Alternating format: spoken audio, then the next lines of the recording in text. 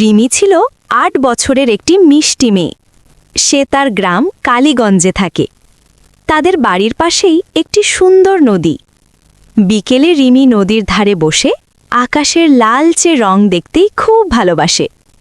রিমের সবচেয়ে ভালো বন্ধু ছিল একটি সাদা খরগোশ, নাম তার তুলু। তুলুর গোলাপি নাক আর নরম লোম দেখে সবাই মুগ্ধ হয়ে যেত। একদিন বিকেলে রিমি আর তুলু নদীর ধারে খেলছিল। হঠাৎ রিমি পানির দিকে তাকিয়ে অবাক হয়ে বলল, তুলু, দেখো, পানির ভেতর কেউ নড়ছে। তুলু তার লম্বা কান খাড়া করল। পানিতে যেন একটা সাদা সাদা ছায়া ভেসে উঠছে, আবার মিলিয়ে যাচ্ছে। রিমি একটু ভাবল, গ্রামের কিছু বড় ছেলে একদিন বলেছিল নদীর ধারে নাকি ভূত থাকে।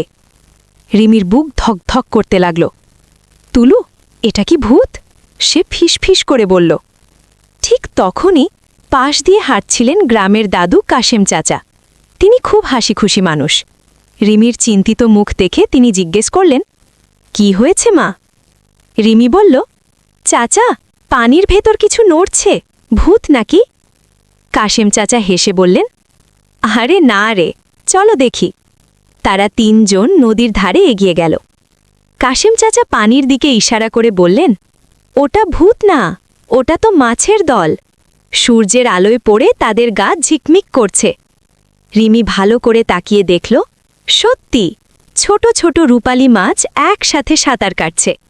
সূর্যের আলোয় তারা সাদা ছায়ার মতো লাগছিল। রিমি হাফ ছেড়ে বলল, ও, আমি তো ভয় পেয়ে গিয়েছিলাম। কাশেম চাচা মৃদু হেসে বললেন, ভয় পাওয়ার আগে ভালো করে দেখে নিতে হয়। অনেক সময় যা আমরা বুঝি না তাই আমাদের ভুল ধারণা দেয়। তুলু লাফিয়ে উঠল, যেন সেও খুশি হয়েছে। রিমি হেসে তুলুকে কোলে নিল। তারপর থেকে রিমি যখনই কোনো অদ্ভুত কিছু দেখে, সে আগে ভালো করে দেখে, বুঝে নেয়। আর নদীর ধারে সেই ঝিকমিক করা মাছগুলো তার খুব প্রিয় হয়ে গেল। সেদিন সূর্য ডুবে যাওয়ার সময় রিমি মনে মনে বলল, ভয় না পেয়ে বুঝতে চেষ্টা করাই সবচেয়ে ভালো।